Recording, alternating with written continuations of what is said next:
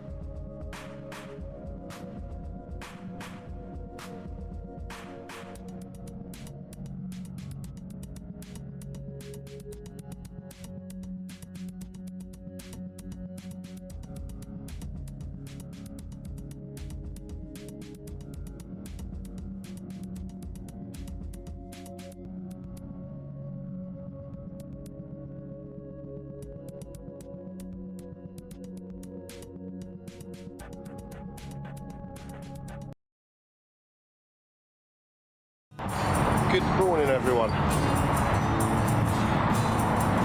I'm going to ride around the world.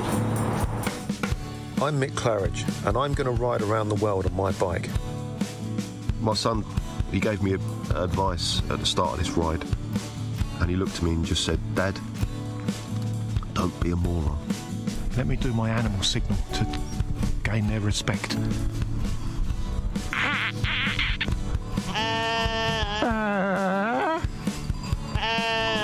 How's it going, Sally? Yeah, I'm alright, Mick. How's it going? Worse than that bit in Lord of the Rings, where they go into the top and the spiders in the tunnel. I'm just hoping there's a spider at the top of this one to kill me. Freezing. And I failed. I moroned up the ride.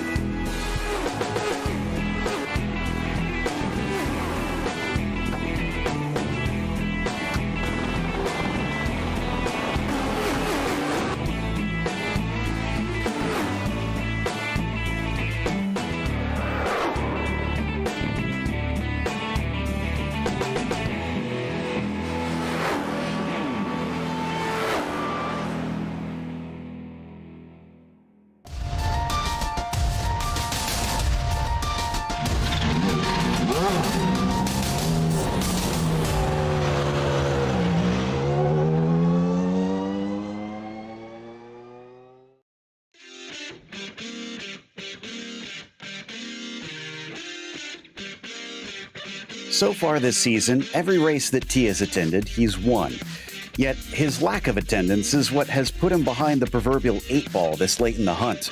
Topi Kortaniemi still maintains a healthy lead, but that's before the drop weeks come into play. And it's going to be easy for anyone to suck up one of those drop weeks here in Detroit. Will that be the case for either of them? We'll find out soon as we get ready to watch Round 8 of the Lotus 79 Sunday Grand Prix Series. And you'll see it all live here on the Global SimRacing Channel. Hi, I'm Joe Peak, and with me in the booth is Jake Sperry. Behind the scenes is our director, Ryan Bauer, and he's using cameras provided by Dougie Beard. Next year, Detroit Street Race is going to be changing venues for the first time in 3 decades. Let's head to our track guide to see what they've left behind at Belle Isle.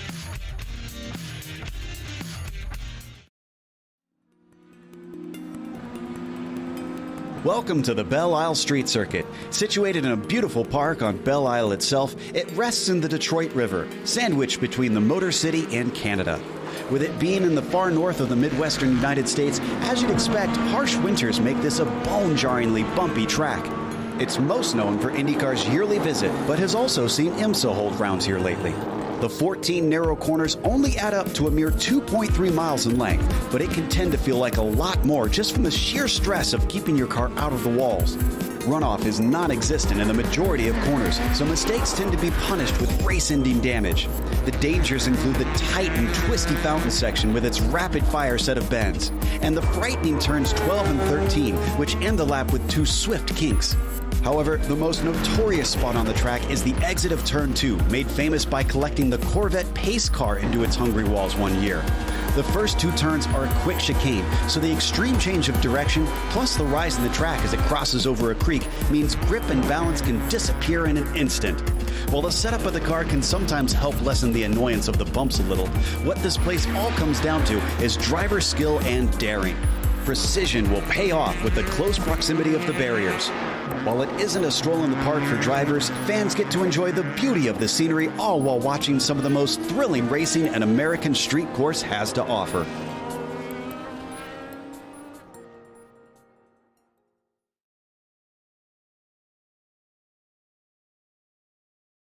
Well, Jake, in its years of service, this place has certainly developed quite the reputation of being a fearsome and punishing place.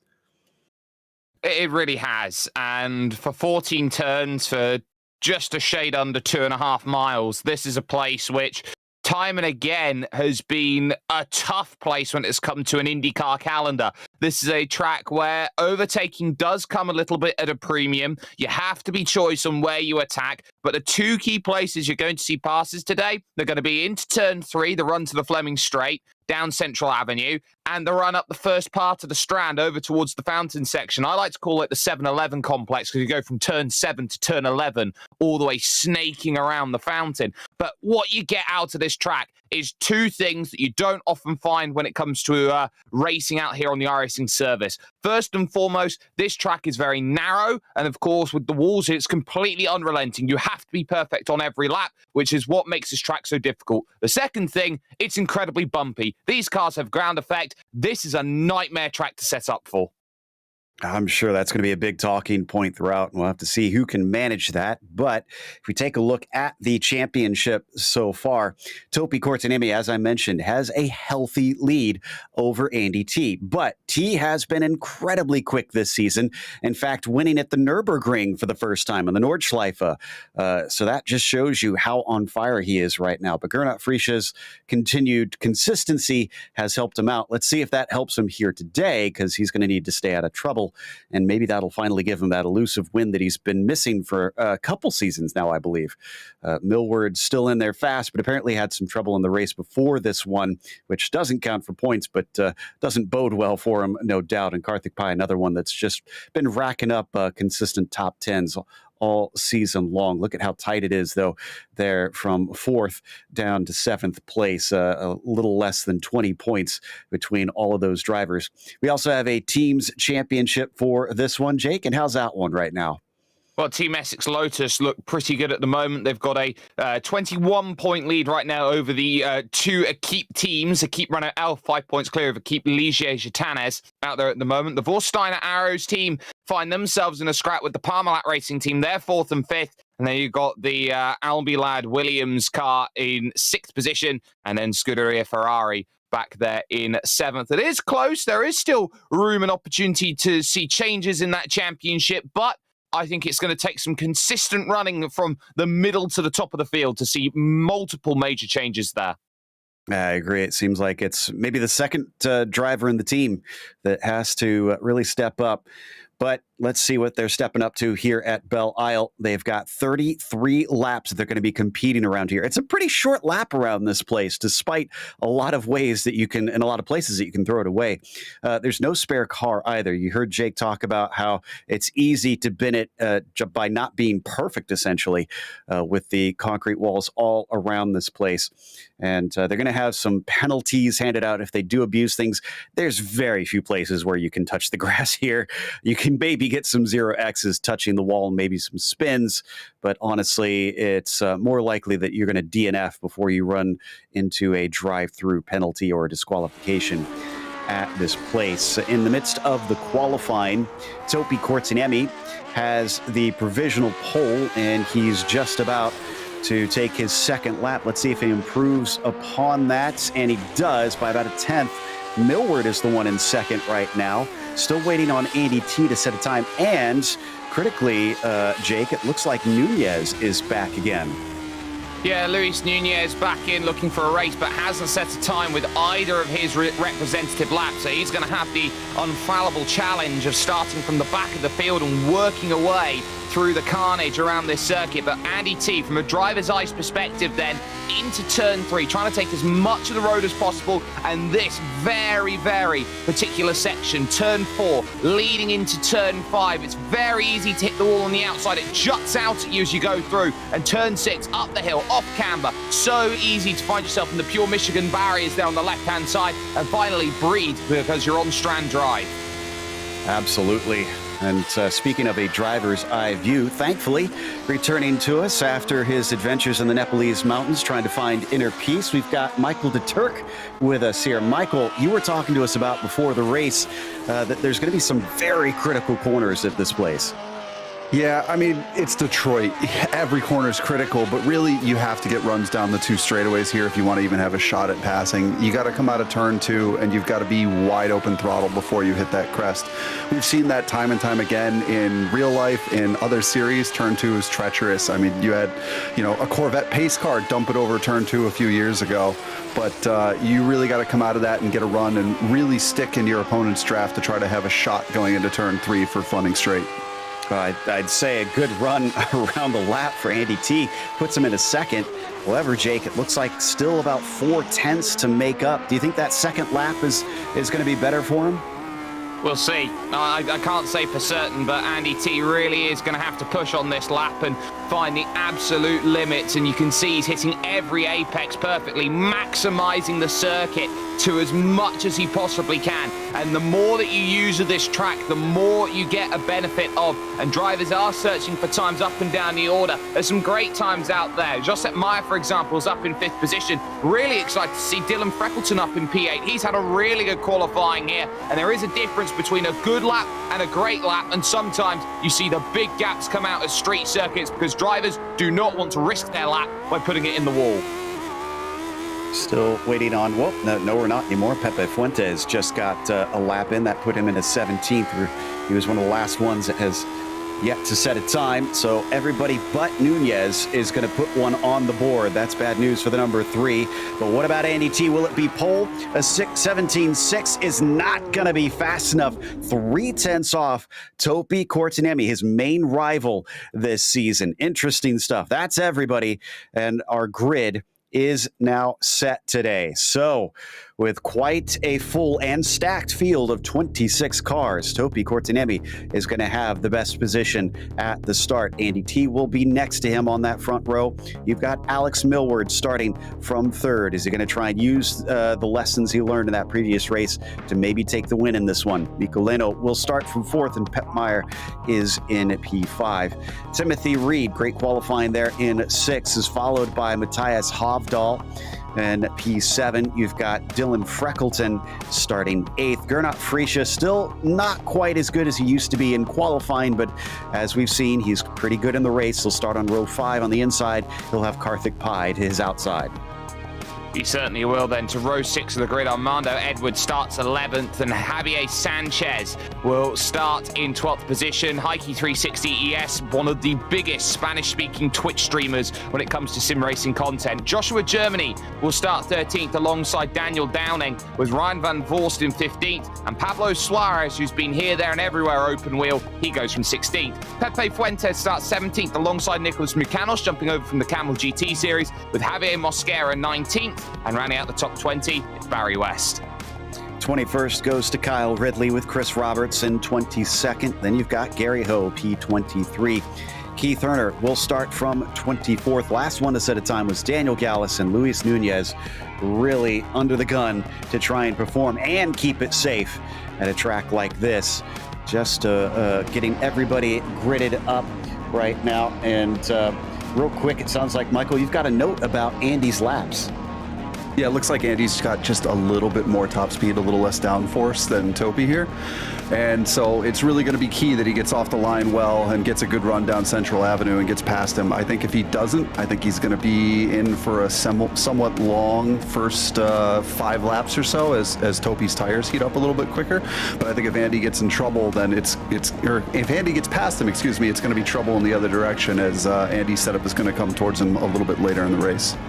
Well, it's great temperatures out here today, as you can see, 83 Fahrenheit. Hopefully that'll help with the tire temperatures, but not the wind. These guys are going to get blown around a lot out there. 15 to 17 miles an hour, 25 kilometers an hour at this track as they are ready to go. The engines now rev as the lights come up for round 8, and the green flag is out.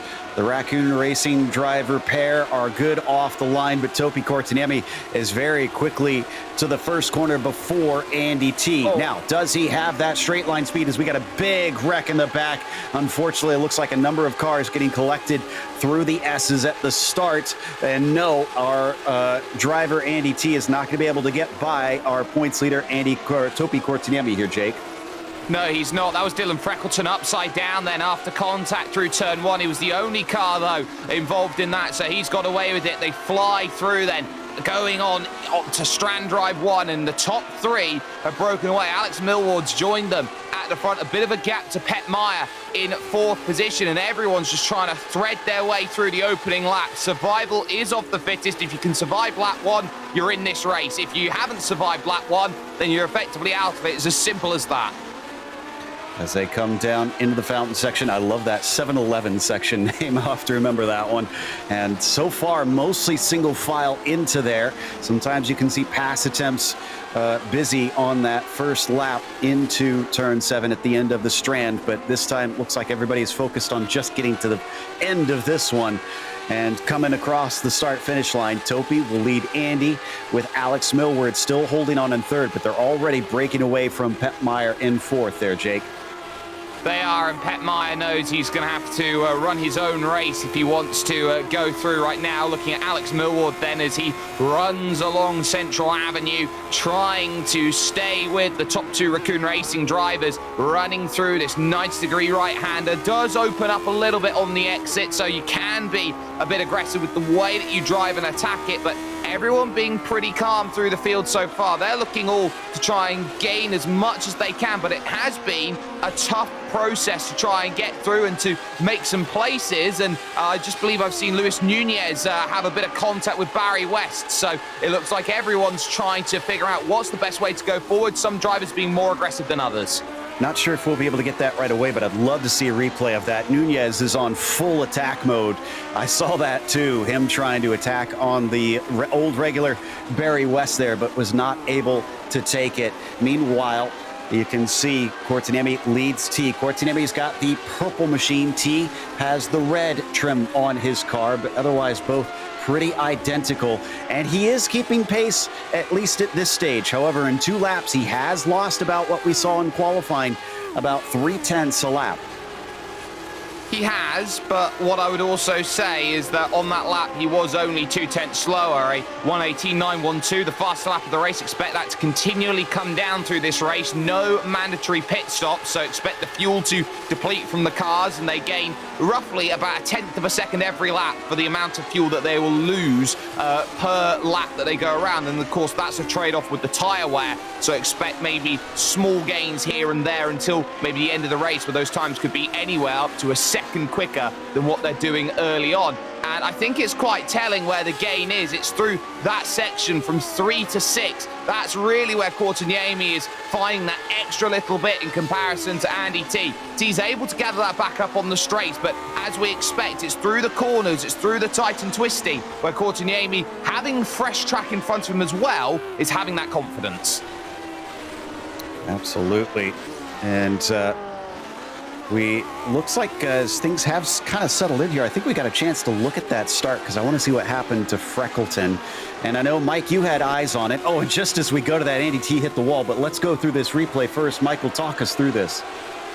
Yeah, you see Dylan gets a pretty good launch off the start, and he tries to go around the outside of Tim Reed there, and unfortunately it looks like he just pinches down just a little too much on him as he does a nice little wheel stand, and they just touched wheels, and it just kind of pitched him to the outside. It happens at the start. You know, you really want to try to squeeze your opponent and get that maximum exit and pinch them down, but unfortunately I think he just turned down a little too much. As we see Luis here on Barry West going down Central Avenue. Yeah, Jake, this was quite the moment. He was already trying to work him over right here, it looks like. Yeah, he was trying to get through. Barry West was having none of it then on the outside, and he was trying to fight around the outside of turn 4. He runs out of room and bang, front to rear contact. Those massive rear tyres on the back that you can see just popping up the car, and that's how quickly it goes wrong. And for Andy T, in terms of the issue he had, he was trying to use all of the track. It's so bumpy on the outside because the elements of track where they're running through Strand Drive 2 in towards turn 13 out on track there, Joe, is parking space. It makes it very difficult, and it's very dusty on the racing line. Oh, man, that'll be the first race that he's shown up for that he will not win this season. So it's going to be a 0 compared to Topi Courtiniemi. That will count towards his drop weeks, but unfortunately, it's going to make it very hard from here for him. And this was right at the end of his last lap that he did. So that was that would be lap 3, I think, that he ended that one, did the number 1 car. Unfortunately, I also saw, I think it was Pep Meyer make a little bit of a clout with the wall himself a bit ago in the same spot. I think we're trying to find the replay of Andy T's incident to see if we can break this one down. So let's see if we can pull that one up as we watch from on board here for a brief moment, though. This is with I think that was the number 5 that we were watching, but now we're going to see Andy T, who is going to take us around a lap and definitely holding on like we were talking about there, Jake. He was sticking with it, and it was kind of shocking. I mean, that's why I suddenly shouted, because I was keeping my cameras on him as we headed off to the replay, and I couldn't believe that there was a simple mistake like that. Well, it shows you when you've got two drivers who are very similar in terms of pace, who are pushing each other to the absolute limits, that the moment somebody jumps over 100%, it is so easy. As we say that, Josep Myers very nearly again hit the wall at turn 13, which will open up Mikko Leno in the number 8 to try and make a pass for 3rd position. But it is coming out of this section and through that next run, which is going to be the key then for the number 1's troubles, as Mikko Leno, I can confirm, has got through on Josep Meyer, and now Matthias Havdahl will have a go at attacking in towards turn number 3 out on track. But it's through here where the troubles begin. You start here on this turn 11 section, and now you're over the bumps on this dirty side of turn 12, and it's just a case of pushing a bit too far, back steps out. That does not look like very much for that section of road, but that would have completely knackered the suspension. Yeah, indeed. And Havdahl and Meyer still close together, but Reed now trying to see if he can overtake on Havdahl. As we look at this battle back in the number 5, Josh Germany being chased by Frisha, Sanchez, and Edwards. So Germany leading a train of cars, and Frisha still stuck where he started this race in spite of having a couple drivers out already that started ahead of him. So a bit surprised that he has not picked up a few, but look at how close together they are, Jake. 1, 2, 3, and 4, all trying to squabble about, find the right place to attack. And I tell you what, Javier Sanchez, who's third in the train with the GeoGuessr car, he's probably wondering where in the world am I going to make an overtake and find what I need at the Motor City, because he'll be looking at Gsrc Replay in front, Joshua Germany just in front, and he will not want to tangle with either of them, but he cannot afford to slow down and give them a little bit of breathing room, because that will put him right into the clutches of Armando Edwards. Through turn 2, he'll look to really attack off of the exit, up and over that bridge, and a really, really tough bridge, immortalized, of course, by the General Motors boss who managed to spin a Corvette pace car there. Go hello. Try to get to the inside. Frisha really wanted that one, but couldn't quite get there. I thought he was going to have it, but was unable to out-accelerate off the corner. Behind them, almost looked like Edwards nearly ran into the back of Sanchez as well. And Reed did get by Hovdal last time into turn 3 as well. So Timothy Reed now up to 5th. Up to 5th and starting to move, but now here comes a pass. This is Luis Nunez's view, but they are squabbling right up the front of that group. It's soon going to be a 9-car train if they continue fighting like this. Germany has found the way to break away from Gsrc Replay as he was able to defend that place, but look at how they run through 8, 9, 10. A little bit too much curb from Luis Nunez. He's trying to take all of the track out of the way, and he's got eyes on Mucanos just in front, trying to find this pass, but it is a tough place to pass, and it is being proven in this machinery just how difficult it is to put everything nicely together. Yeah, Sanchez was ambitious, tried to make a pass on Gernot partway through the fountain section. It didn't happen, but he still gave it a good go. Meanwhile, as they fly onto Central Avenue once again, it's very close between Mucanos and Nunez. Remember, Nunez is out of position, failing to set a qualifying time. Mucanos is not going to fight it that hard, lets him down to the inside of turn 3, and there goes Nunez up into 15th with that one. Yeah, a little bit easier then in terms of that fight for Luis Nunez. Wasn't going to have to squabble for it through turn 4. So a nice move then, getting that one sorted. But you can't look at the entirety of the train and say, I'm going to think about all of that. You have to take each driver one at a time. Pablo Suarez will be the next one. Here's Armando Edwards, driver from Club, New Jersey, looking to try and be on the back of Javier Sanchez. He knows that there's nothing he can do right now. 3 cars in front, all giving the same. That's a missed apex going through turn 8, and that has completely dropped him off the back of the group, and suddenly Daniel Downing just behind might want something to say about the way he wants to go through and start making some passes, because he will also be understanding that for the team's game, Daniel Downing, teammates with Joshua Germany. Michael, what do you do in a situation like this if you're one of these cars in this long train? How do you balance the aggressiveness with trying to keep the car whole in such a dangerous track? You know, it's so difficult, especially if you're in the position where you're behind Gernot, because he always has the car trimmed out. It doesn't matter what track it is. It's going to be ridiculously difficult to pass him. So it's got to be one of those instances where if you see that instant gap where you think you might be able to send it, as much as it might be a little too aggressive, at Detroit, your race is done if you don't make that pass. So you got to just send it and just go for it. We've lost our 3rd driver of the race, Van Voorst, into the wall, into turn 1, unfortunately, on Casino Way. So, oh, and did I just see a car go off? I think Karthik Pai had a big moment trying to save it himself. Oh, no, excuse me, I was mistaken. I thought I saw a huge slide from him, and I guess it was a little overblown. He's still in 7th place, but I was watching Hovdal ahead of him just out of the corner of my eye. I thought that maybe something had happened. Let's see what we've got here with Van Voorst coming into that first turn. That is a big slide, though, and unfortunately did not catch that one. Yeah, the back just let go, and it's a very easy thing to do in such quick machinery. It's a very underratedly fast opening corner, so you're always trying to carry as much speed as possible while braking, and a little bit of trail brake can be a bit of a nightmare, because if you overshoot it, and look at that in the back, 2 stabs to get it through the corner, moving forward. I'm not quite sure who it was. I think it was Mucanos as they went through. And there is another pass as Pablo Suarez will lose out to Luis Nunez into turn 3. It is so easy to lose momentum on this track, and you have to stay within range of the car in front. And just looking at the way Pablo Suarez had to be overtaken there, Luis Nunez has dropped back somewhere around 6 car lengths here, Joe, just to try and make that pass. You're right about that being Mucanos who had that moment. I went back and watched. I hope we can maybe check a replay on that, especially since this seems to be quite stuck right now in this group. Frisha riding on board with him. You can see how much he's having to try and wheel that car through some of the slower parts where this car does not like those slow corners. So this has got to be a nightmare of a track, Jake.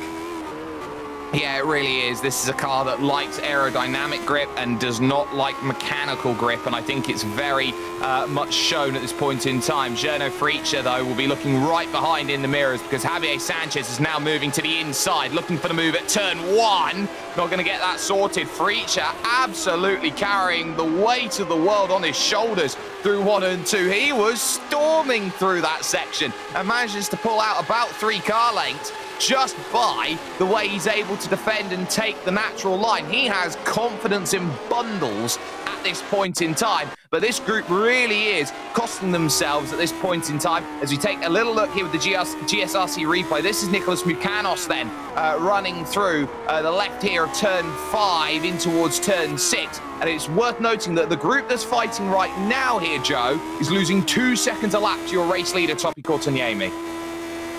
Absolutely, and here we go. This is the save that we got from Nick Mucanos. Watch on the exit of the corner here.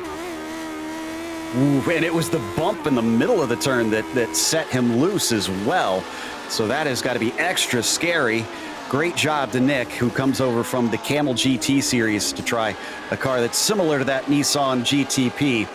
But there we see Topi Courtaniemi now as we come back live, leading the race by about 4 seconds over Alex Millward.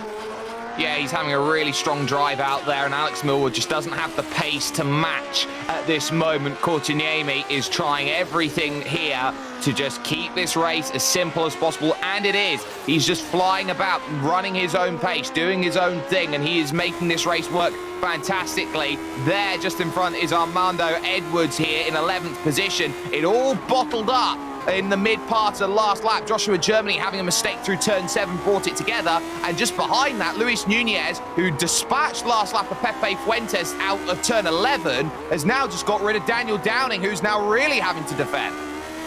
Yeah, things are getting spicy behind this battle that we're watching here with Edwards, as Downing was having to go defensive into turn 5 of all places on Pepe Fuentes. Not often you see any cars manage to overtake through there. What about into turn 7? That tends to see a few more. Downing pulls himself out of reach, but behind them, Mucanos was trying on Pablo Suarez. No dice then, but any little slip up is going to open the door or potentially wreck the race of all 4 of these guys.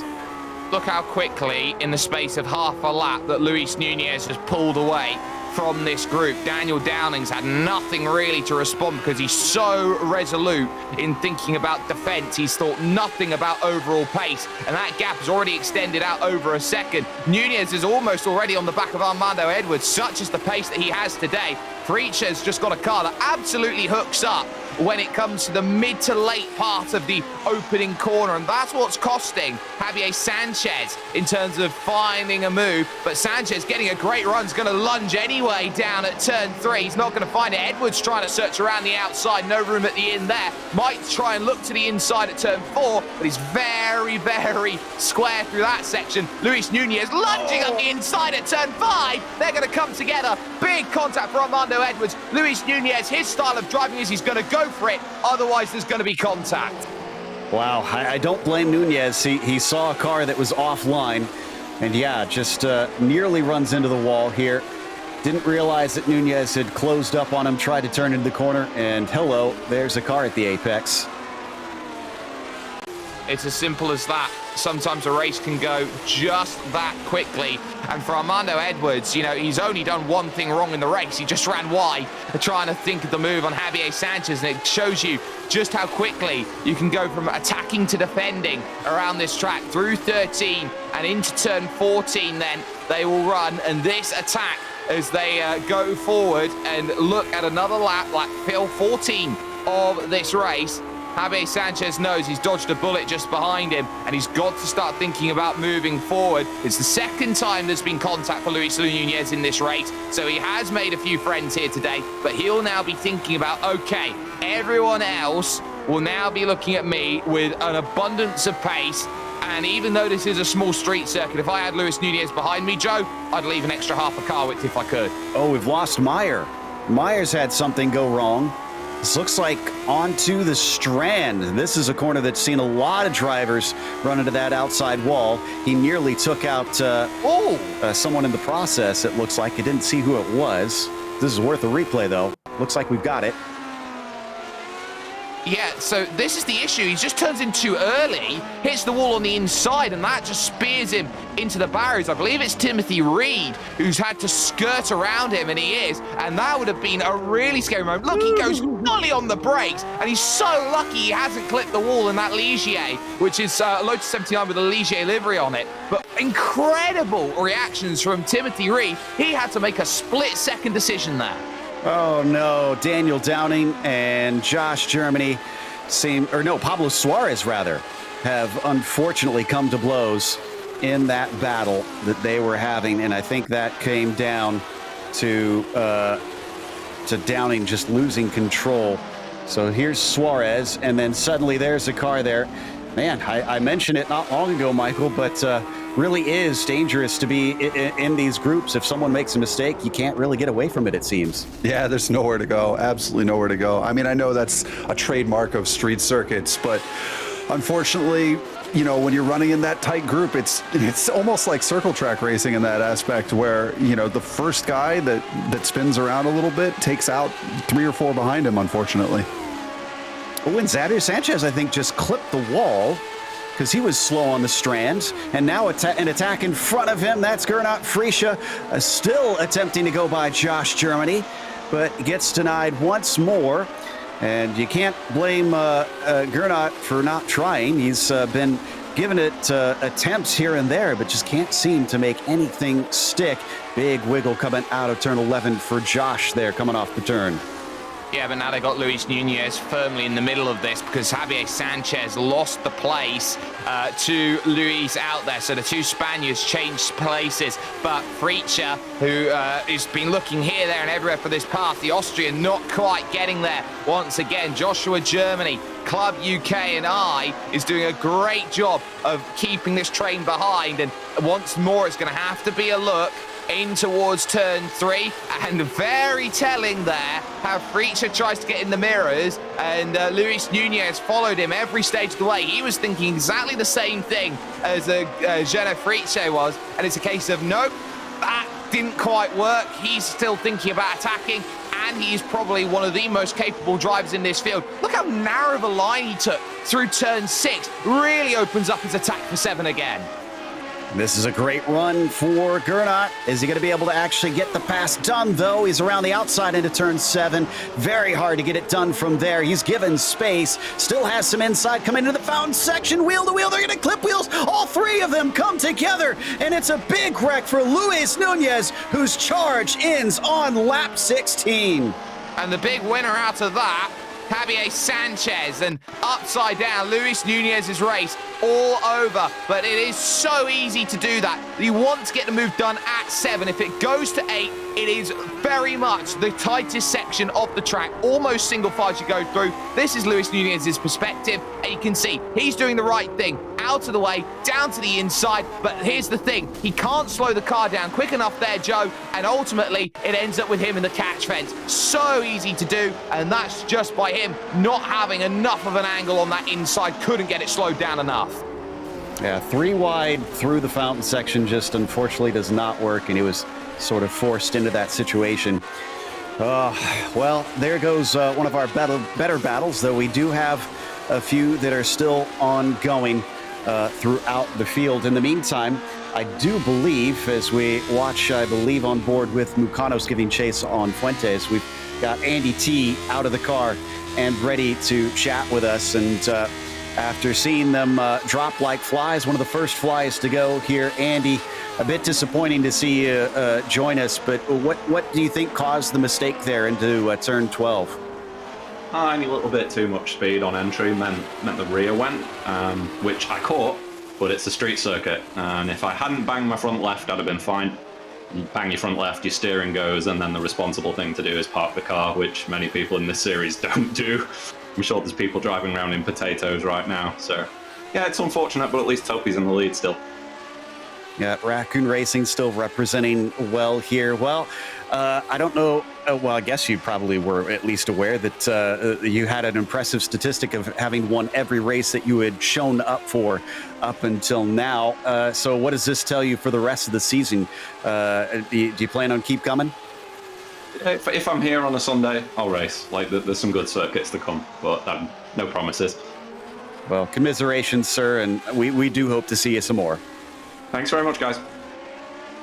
Looks like a couple others have since had problems. Barry West has hit the wall. He's had to come into pit lane. And so now we are down to what appears to be 17 cars left, Jake. And that's getting close to, I think, a third of the field being gone. Yeah, it is, and I think it's very telling at this point in time that this track will have an attrition rate, and this is why Barry West is so unhappy. First, he has that big slide, but he's going to come to the pit lane, and he's going to see Joshua Germany right in front of it, and this is why he's going, come on, man, because he's trying to do a point turn to get the car back in the right direction, and the pit lane almost blocked at that point in time. It's worth noting that the black and orange mechanical flag is currently up and available on Josh Germany, which means that his car is too damaged for him to reach the end of this race. He should park that car off, but he's still trying to go out there and race, and ultimately I think he's being a danger to other drivers out there in this one.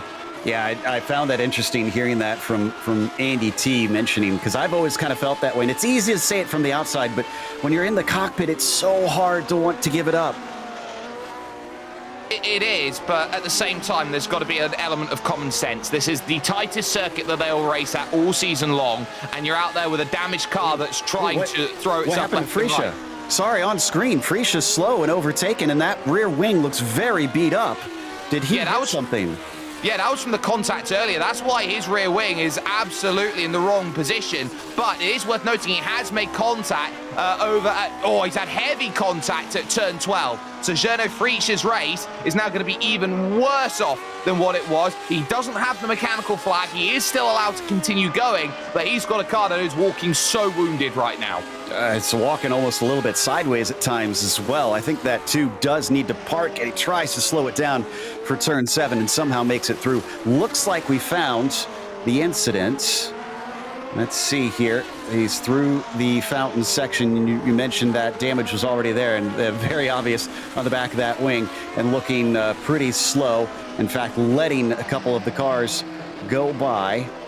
And here's where it should happen. Coming out of turn 12 once again. These corners they're kind of sleepers. They don't get talked about as much, but they are punishing. Yeah, he just completely missed the apex there on the inside, carried way too much speed into it, and at that point you're a passenger because there is no margin for error at that point of track. It is worth noting that the battle on for second and third is really starting to close back up right now. Alex Millward is being reeled in by Mika Leno, and Leno is having a really underrated drive. That last lap, Alex Millward lost 2 seconds to the number 8 Finn. Yeah, he's been just keeping at it here, and it looks like Freisha has now actually towed himself into the pit, so I think he's called it quits there. But there is the gap coming down the last few laps. Did lose a little bit on 17, but maybe that could have been some traffic. Even though there aren't as many cars still left, there are many that are off the pace, including, looks like Daniel Gallus is still circulating a lap down. So he may be caught by a few of the leaders already. They're going to come onto the strand as we take a look at the number 17 in the meantime. A little bit farther down, Mucanos, who has been giving us a lot of fun to watch, but I'm sure he'd like to be done with that fun and buy Fuentes.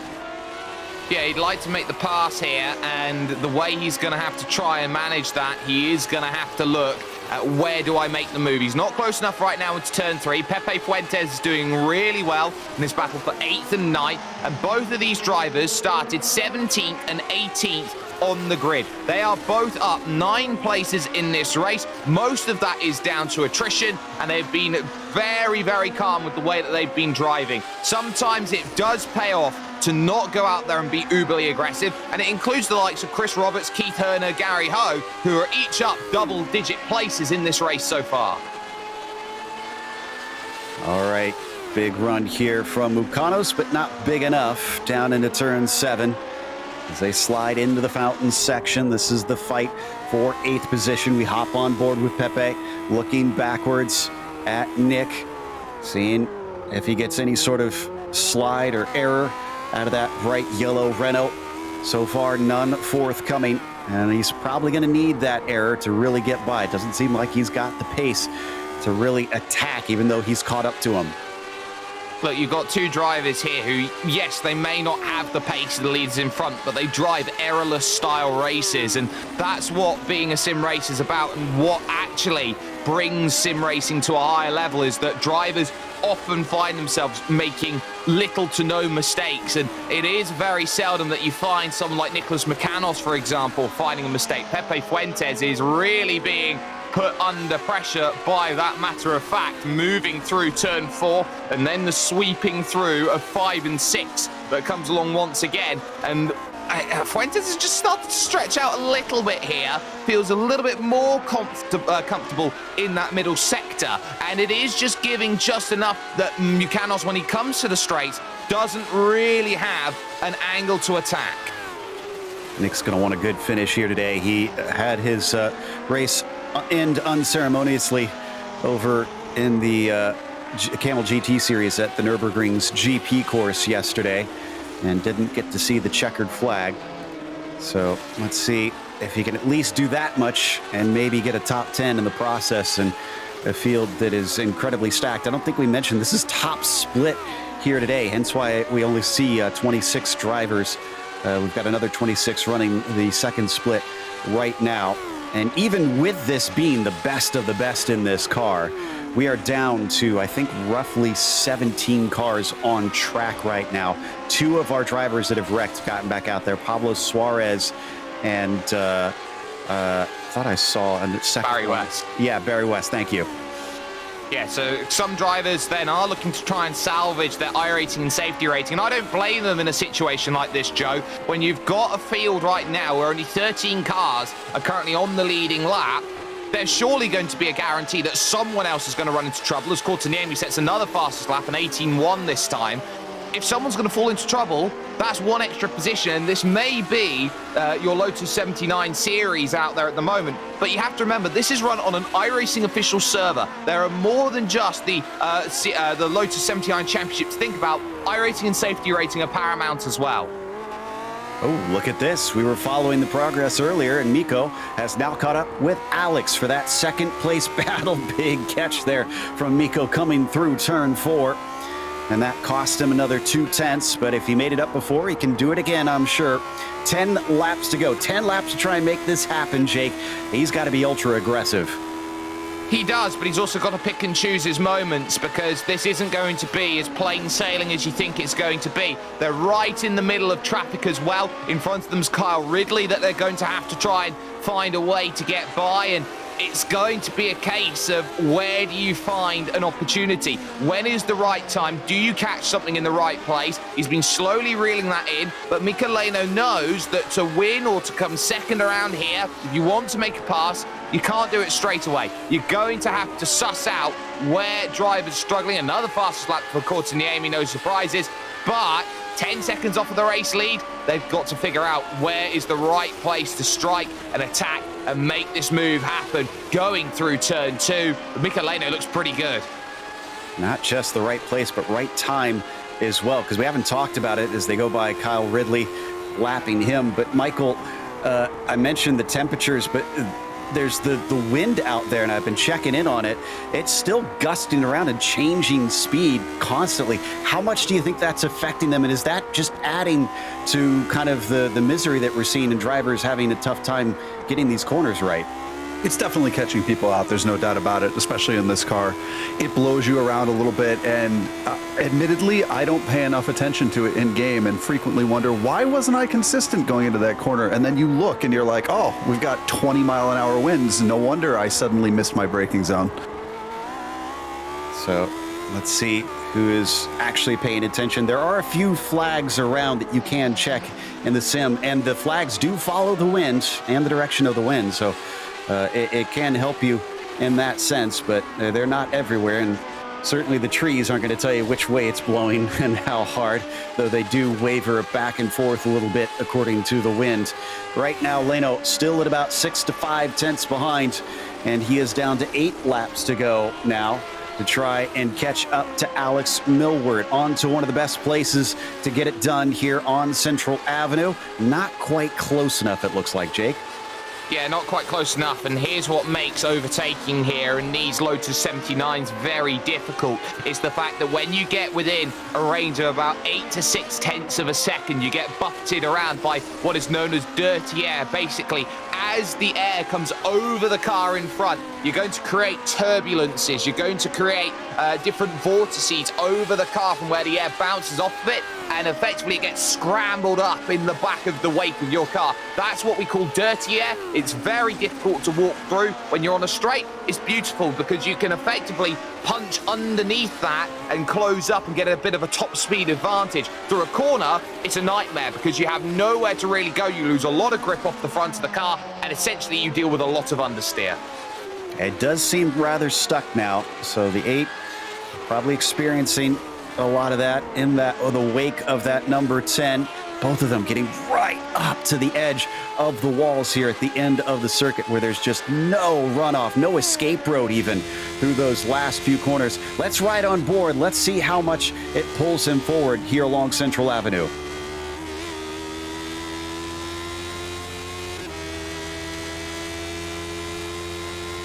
Just about half a tenth, it looks like, that he gains before they get to the braking down into turn 3. That's not going to be enough. He's going to have to be so much closer to really make this stick. As they head through 4, 5, and then on to 6. Lap traffic in front of them, you can see. Maybe, Jake, that can become a bit of a pick. It can, but you've got to catch it in the right place. Here's the issue. Barry West being caught on a straight. The big straight is not the place you want to catch it if you're Mikko Leno. You want to catch it through here, for example, and a little bit of correction from Alex Millward going through turn 7 as he very nearly overshot through the corner. So he's got to be a bit careful about that.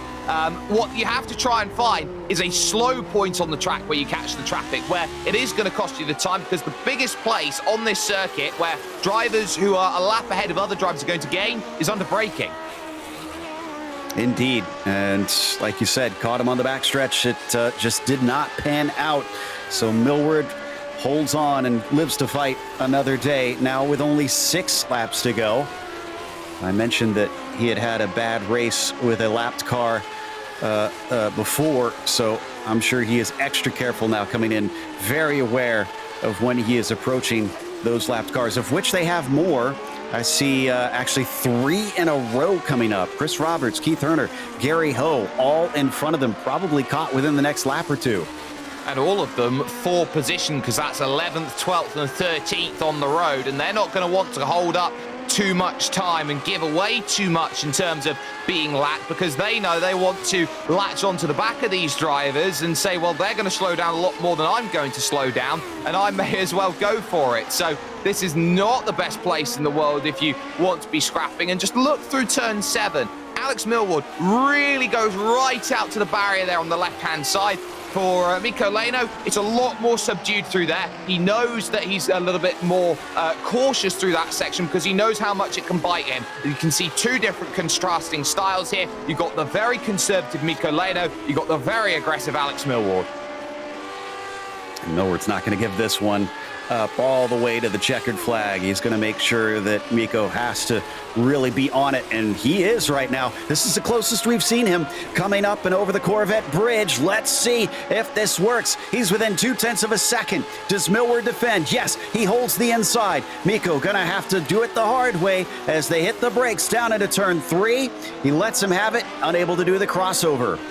No, and he couldn't do the crossover because Alex Millward just absolutely lit it up on the exit, carried all the speed and momentum, and by the time Mikko Leno put the power down, he was already gone. It's almost like looking for a DMC DeLorean to go back to the future with. No chance. They'll take one car here in the form of Gary Ho, so they'll make that pass. That'll be comfortable. But there is another factor here for Mikko Leno trying to make this move and trying to make this happen. It's the factor of Old Father Time defeats every sim racer in a race. It does Old Father Time because there's only 5 laps to go.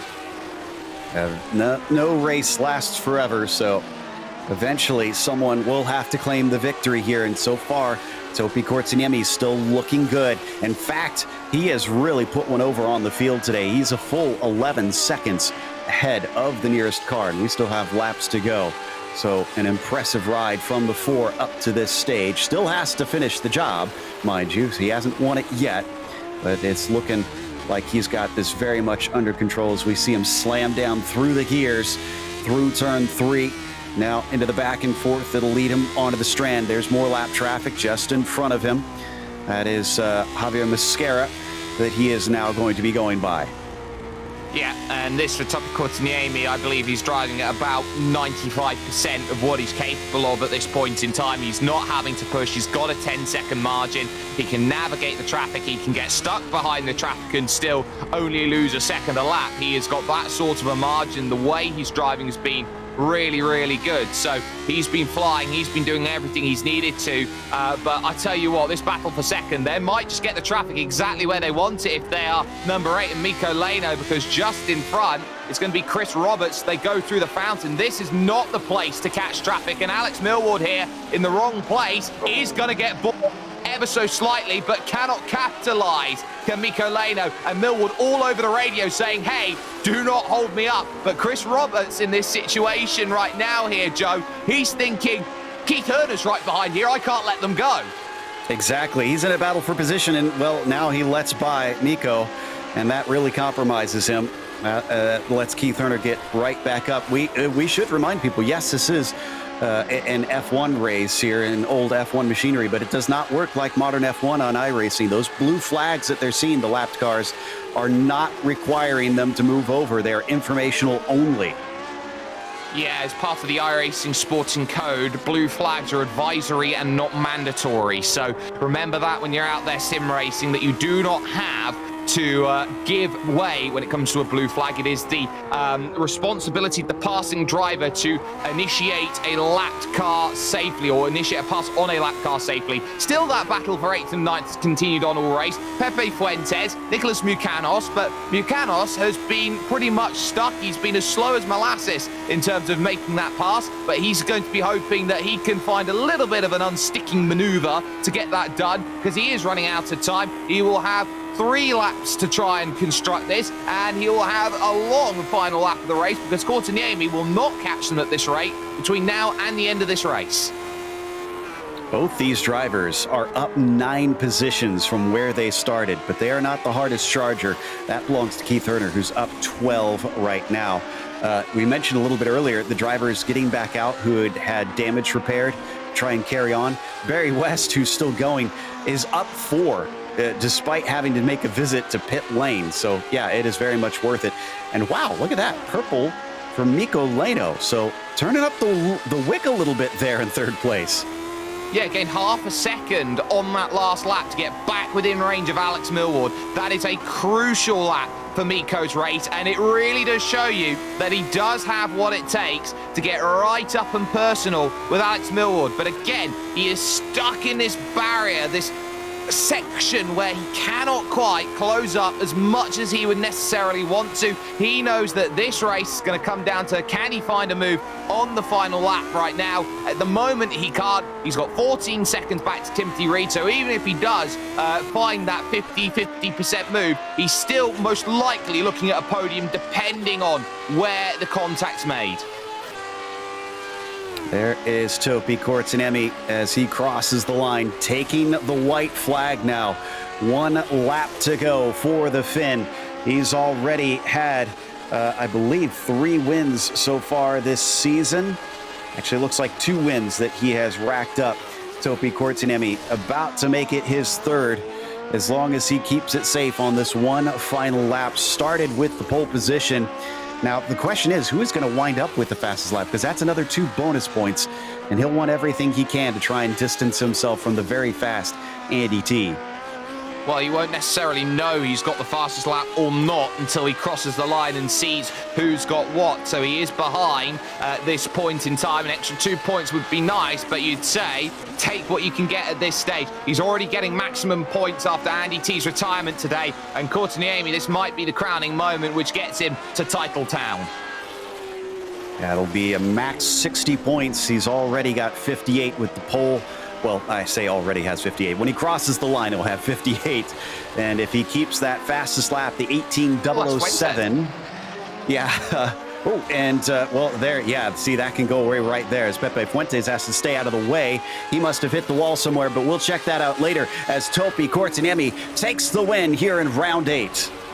Comfortable, always was, always will be. It looks like Buchanos did get together in the end. Alex Millward will hold on over Mikko Leno on that last lap, who waves the white flag in resignation and says, I'll have to take a podium for it. But an incredible race in the sense of dominant driving. But this track has always been known to be difficult. It's difficult in the sense that within 1 lap, you've only got 15 drivers. That is a tough sell of a race in terms of keeping that one close. They had to really earn a finish here today.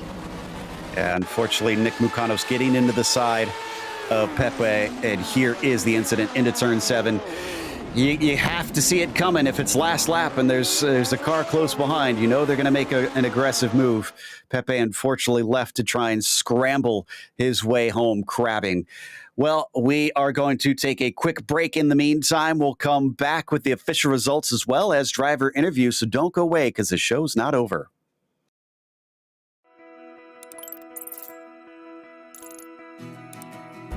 iRacing is a sim racing game that combines a true-to-life racing experience with an online community of virtual racers from all around the globe. iRacing offers a multitude of officially licensed cars and tracks, laser scanned with millimeter accuracy. Their car models and mechanical systems are based on real-world physics, engineered in cooperation with manufacturers and race teams. Their skill license system ranges from rookie to pro, ensuring members are always pitted against those with similar skill sets. Members are able to sign up for a weekly race series, compete in time trials, host a private race with friends, and participate in racing leagues created and run by the community. With over 170,000 members, iRacing works in partnership with renowned motorsports organizations like NASCAR to deliver virtual races based on the real-life NASCAR Cup Series, as well as many other series on the NASCAR ladder. iRacing also features team racing, providing a variety of options for members to create and manage their own teams. Race with friends or real-world teammates in full-length endurance events like the 24 Hours of Daytona, Spa 24, or the Bathurst 12 Hour. Additional partners include IMSA, World of Outlaws, Supercars, and IndyCar, allowing members to race in their very own Indianapolis 500, Bathurst 1000, Chili Bowl, and many more iconic events. This is iRacing, delivering the most authentic racing experience short of getting into a real race car. Sign up today at iRacing.com.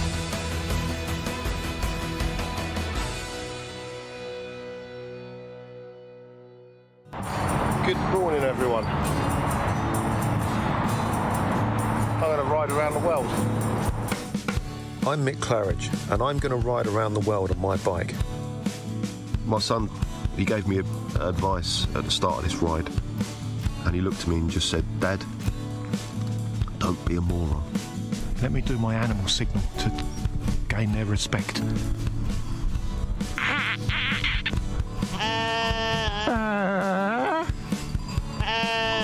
How's it going, Sally? Yeah, I'm alright, Mick. How's it going? Worse than that bit in Lord of the Rings, where they go into the top and the spiders in the tunnel. I'm just hoping there's a spider at the top of this one to kill me. Freezing. And I failed. I moroned up the ride.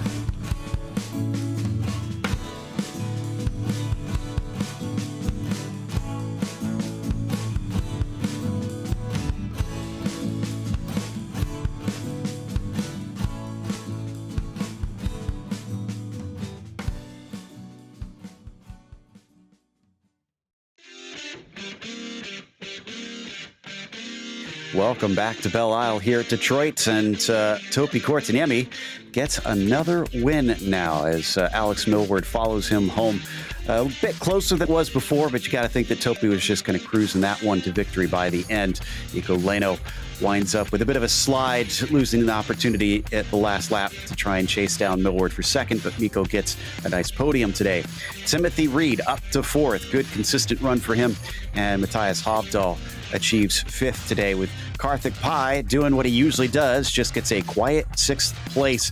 And there's very few cars left on the lead lap here as Sanchez winds up in seventh, and Nick Mucanos up 10 positions to get eighth. Pepe Fuentes was in a battle with him, and it was essentially 2 laps to go for them when that accident happened, but Fuentes winds up the first one lap down because of it in ninth. Mosquera rounds out your top 10. Then in 11th, you see a lot of drivers who are a lap down but managed to gain a lot in that race. Chris Roberts up 11 places into 11th place. The biggest mover, Keith Herner, gained 12 spots, 24th up to 12th. Gary Ho was in that scrap as well, 10 places of his own, 23rd to 13th. And Kyle Ridley will take 7, 21st up to 14th. Daniel Gallis will gain 10 as well, 25th up to 15th, proving that a finish is so valuable when it comes to this series. And then you start to hit drivers who finished multiple laps down or retirees. Barry West, the first of them. Pablo Suarez involved late on with incident. Gsrc Replay with that big incident with the 2 drivers underneath him. Joshua Germany and Luis Nunez, all 3 out of the race after their contact at turn 8. So it was the second win of the season for Topi Kortaniemi, which makes his impressive championship lead all the more impressive at this stage in the season, but just shows you how much him showing up each and every week has helped him. As we take a chat with our winner for today's race. And Topi, you had the pace in qualifying. It looked like you had the pace in the race proper, but we unfortunately didn't get to find out because your teammate wrecked out early. What do you guys think? What do you think would have happened if T would have managed to hold on to the end there? I don't know. I probably would have, of course, pushed more, because at some point, like halfway through the race, I was playing it safe, especially with the lappers. And I have had something happen in T2, so I had the gap to play it very safe. But yeah, I think it would have been a good race if Andy wouldn't have had the accident. Yeah. And with this being your second win, obviously, there's still a few rounds left to get out there and try to take the most wins away from Andy T, although it doesn't mean much more than maybe an ego boost from here. I'm looking at Road Atlanta, Fuji, Suzuka, and Silverstone. What do you think your chances are of taking most, if not all of those, with a victory the way that your pace has been running?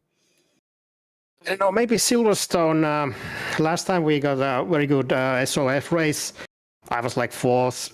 I just had no pace against guys like Karjalan and Thomas and Henkel and Rinne was racing too. So, but yeah, I already have a setup, so we'll see. One last one. The Motor City kind of became the windy city there today. We saw swings as high as 15 miles an hour, 25 kilometers an hour out there on track. Were you feeling that in the car? Yeah, it's an issue in this car. If like some practices and you got a southern winds, sometimes you got a northeastern winds. If you got a northeastern winds, you got a headwind to the braking in the T3 and you can brake like 30 meters later.